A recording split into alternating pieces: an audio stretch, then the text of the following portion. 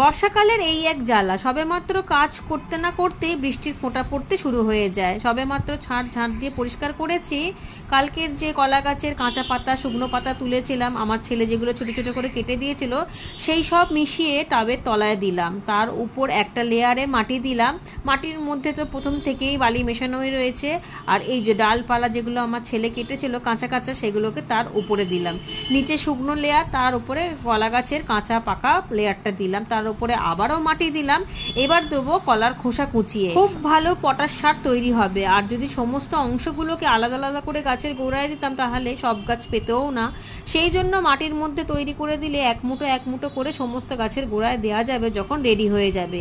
আর ready হতে বেশি দিন সময় লাগবে না, যেহেতু ভেজা মাটি, বৃষ্টি হচ্ছে, আর জল এর মধ্যে কোনোভাবেই বসবে না, পোকাও হবে না এবং দুর্গন্ধও আসবে না। যেহেতু মাটি চাপা দেওয়া রয়েছে, এক সাইডে রেখে দেবো, খোলা ছাদের মধ্যেই তৈরি হয়ে যাবে।